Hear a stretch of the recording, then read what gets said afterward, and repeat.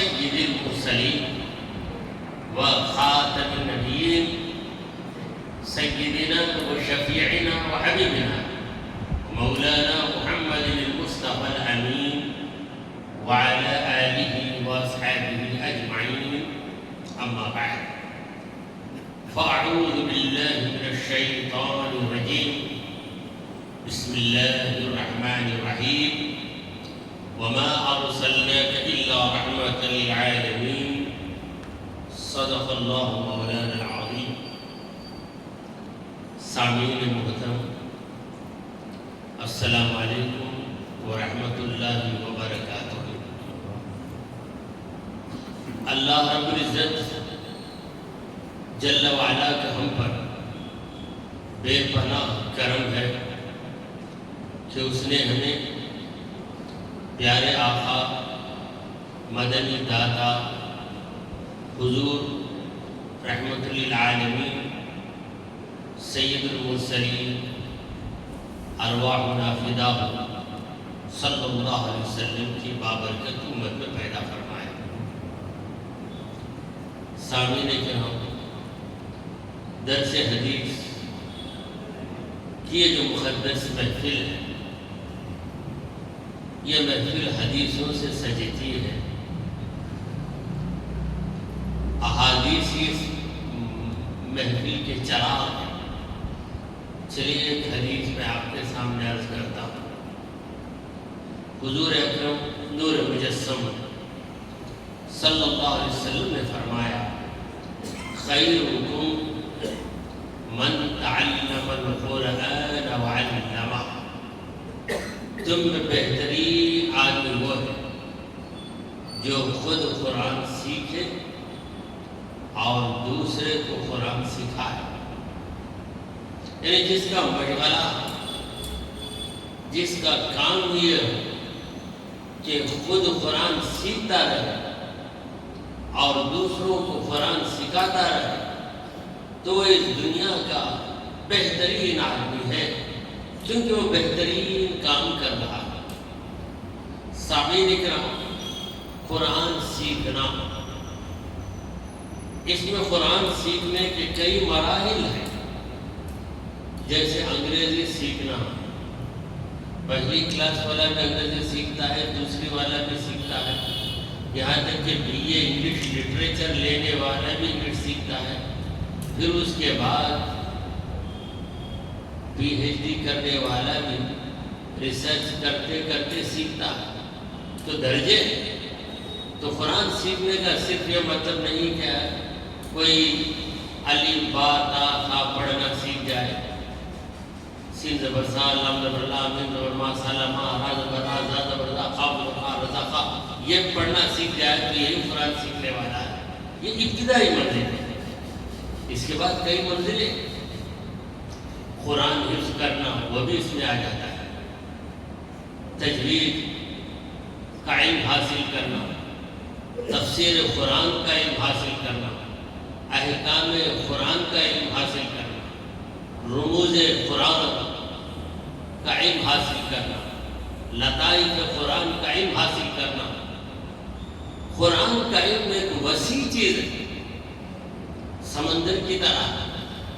اگر کوئی قرآن سیکھنے میں لگ جائے تو اس کی یہ زندگی اس کے لیے کافی نہیں۔ تفسیر قرآن کی محفل میں آپ بیٹھتے ہیں تو قرآن ہی تو سیکھتے ہیں۔ تو قرآن کوئی سیکھ رہا ہے، پھر سیکھنے کے بعد دوسروں کو سکھا رہا ہے، اور ایک کام شوق سے کر رہا ہے، اخلاص سے کر رہا ہے، قرآن کی خدمت کے جذبے میں کر رہا ہے، رب کی رضامندی کے حصول کے لیے کر رہا ہے، تو پھر یاد رکھیے وہ دنیا کا ایک بہترین انسان ہے جسے یہ سعادت مل گئی۔ واقعی وہ خوش نصیب انسان ہے۔ قرآن پڑھنے والا، تلاوت کرنے والا، تلاوت کرتے کرتے یہ کیا ہے کہ کئی بار تلاوت کرتا ہے اس کوشش میں کہ یہ آیت مجھے یاد ہو جائے، میرے سینے میں نقش ہو جائے، تو وہ بھی قرآن سیکھنے والا ہے۔ تو آپ اپنا وقت قرآن سیکھنے میں لگائیں۔ اگر آپ قرآن پڑھنا جانتے تو کئی بار پڑھیے، اپنے بچوں سے قرآن سنیے کہ میرے بچے کس طرح قرآن کی تلاوت کر رہے ہیں۔ بچوں کے بچے آپ کے پوتے ہیں، آپ کے نواسے ہیں، آپ ان سے قرآن سنیے، پھر وہ بچے کہیں غلط پڑھے تو ان کو سکھائیے، تو پھر آپ کا درجہ اتنا بلند ہو جائے گا کہ آپ دنیا کے بہترین انسان بن جائیں گے۔ اور ایک گواہی کوئی معمولی انسان نہیں دے رہا ہے، بلکہ تمام پیغمبروں کے امام محمد رسول اللہ صلی اللہ علیہ وسلم اس بات کی گواہی دے رہے ہیں۔ چلیے اس کے بعد ایک اور حدیث کی طرف ہم اترتے ہیں۔ اللہ کے پیارے حبیب، ہمارے دلوں کے طبیب حضور رحمت للعالمین صلی اللہ علیہ وسلم فرماتے ہیں، الدنیا والآخرۃ ضرتان، دنیا اور آخرت دو سوکن، ایک مرد کی دو بیویاں تو یہ دو سوکن یہ کبھی مل جل کر نہیں رہ سکتے، ہمیشہ جھگڑا رہے۔ دنیا اور آخرت دو سوکن ہیں، اذا ارضیت احداہما سقطت علیک الاخری، ایک کو تم خوش کرو گے تو دوسری تم سے ناراض ہو جائے گی۔ ایک سے آپ پیار محبت سے بات کریں گے، دوسری سوکن میں آپ موجود ہو تو وہ ناراض ہوگی اور کہے گی کہ اس کی طرف ہی دیکھ رہا ہے، میری طرف نہیں دیکھ رہا ہے، اسی کی طرف توجہ کر رہا ہے، میری طرف توجہ نہیں کر رہا ہے۔ یہی حال دنیا اور آخرت کا ہے۔ اگر تم دنیا میں لگ جاؤ گے، آخرت کو کھو دو گے، اور آخرت کے لیے تیاری کرو گے تو دنیا تمہارے ہاتھ سے نکلے گی۔ مگر یہ جو کسب حلال ہے، حلال طریقے سے آپ دنیا جو کما رہے ہیں، یہ دنیا نہیں ہے، یہ سراسر دین ہے، دین ہے۔ آپ اپنی دکان میں بیٹھ کر تجارت کر رہے ہیں، یہ آپ کی دکان ایسی ہے کہ آپ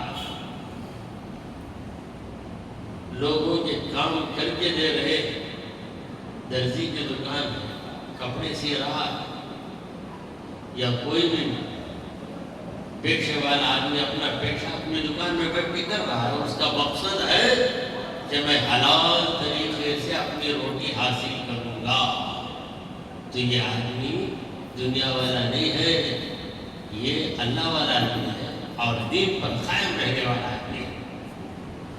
تو حلال طریقے سے میں کماؤں ایسا کوئی سوچتا ہے تو اس کے سامنے کئی حرام طریقے آتے ہیں، ناجائز طریقے آتے ہیں جن میں کمائی آسانی سے مل جاتی ہے۔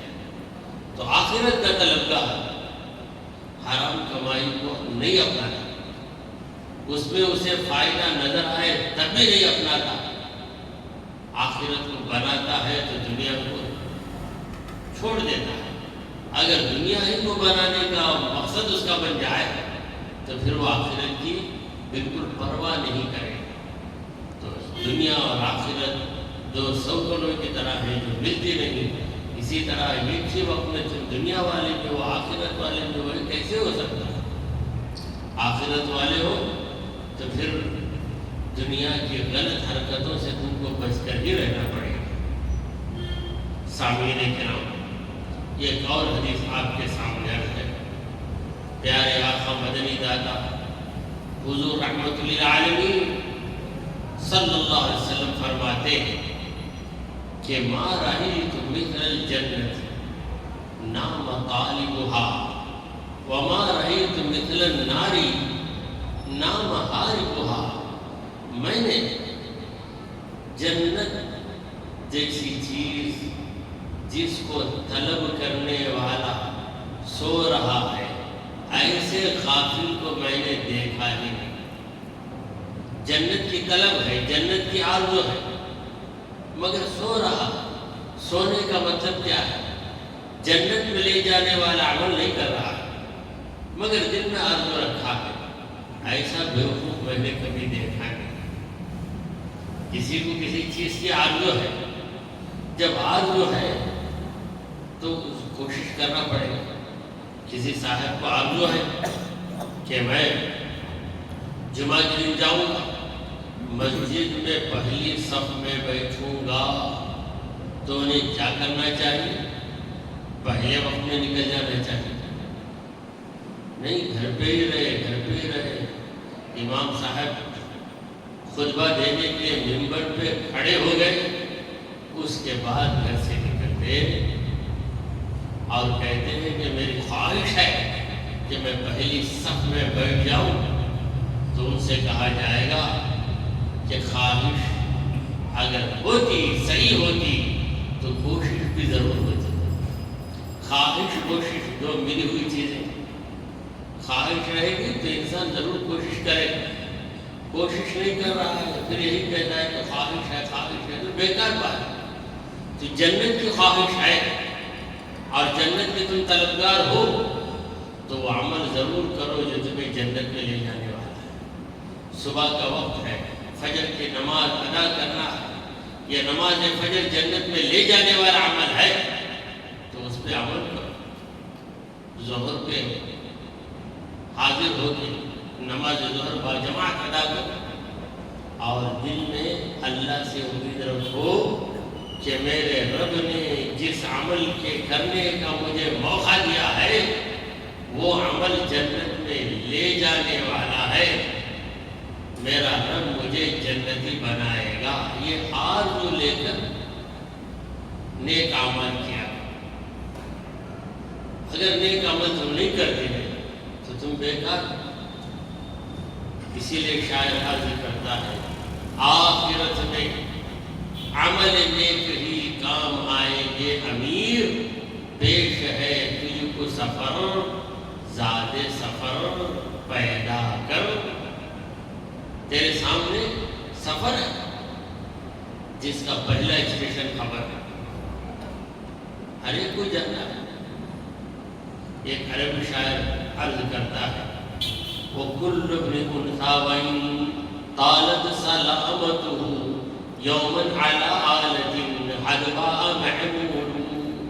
کوئی بھی انسان رہے، کسی بھی ماں کا بیٹا رہے، اگرچہ وہ صحت والا ہو، طاقت والا ہو، کتنی بھی لمبی اسے عمر مل جائے، ایک نہ ایک دن اسے جنازے کے ڈبے میں جانا ہی پڑے گا۔ کوئی اس سے نجات پانے والا نہیں ہے۔ زندگی ایک کرائے کا گھر ہے، زندگی ایک کرائے کا گھر ہے، ایک نہ ایک دن بدلنا پڑے گا۔ ہم کہتے ہیں کہ میرا خاص گھر ہے، میں یہاں سے بدلنے والا نہیں بدلنے والے ہو، مگر جب موت آ جائے گی تو تم چاہو یا نہ چاہو تمہاری لاش کو وہاں سے نکال کر خبر کے حوالے کیا جائے گا، سپرد خاک تمہیں کیا ہی جائے گا، اور اس وقت کہا جائے گا پہنچی وہیں پہ خاک جہاں کی خمیر تھی، جہاں سے مٹی لی گئی جسم بنانے کے لیے، اسی جگہ وہ جسم چلا گیا۔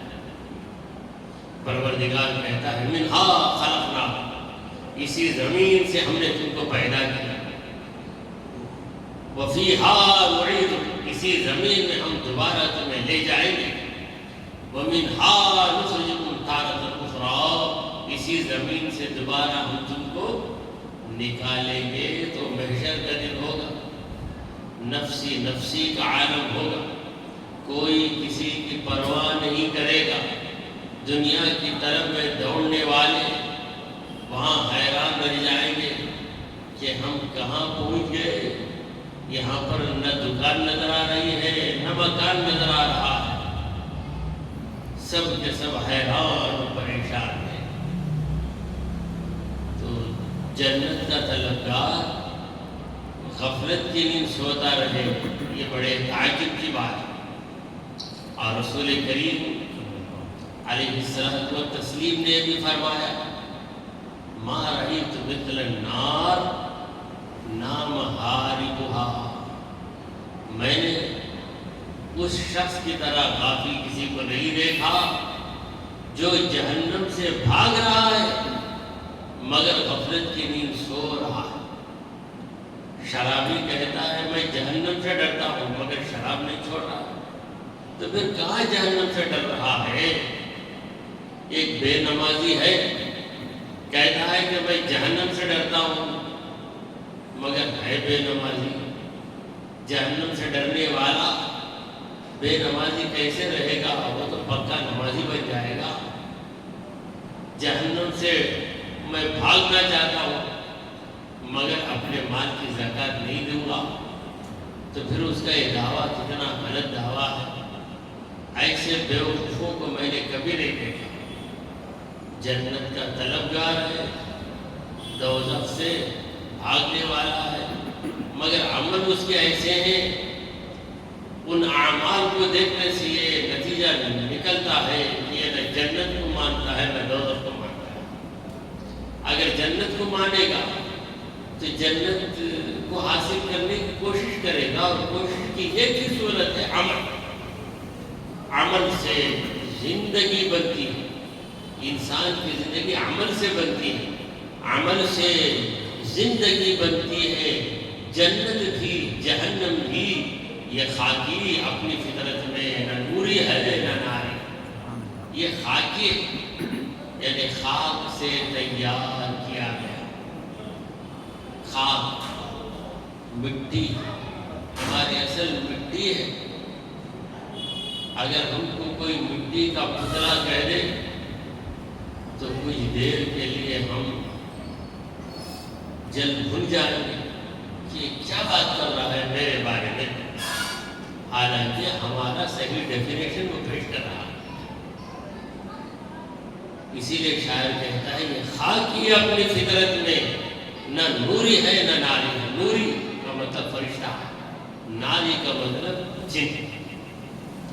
فرشتہ نور سے بنا ہے اس لیے اس کو نوری کہتے ہیں، اور جن نار سے آگ سے پیدا ہوا ہے اس لیے نار آگ جس کا مطلب ہے اس نسبت سے اسے ناری کہتے ہیں۔ تو یہ انسان اپنے اندر دونوں خصلتیں رکھتا ہے، فرشتوں کی خصلت بھی رکھتا ہے اور جنات کی خصلت بھی رکھتا ہے۔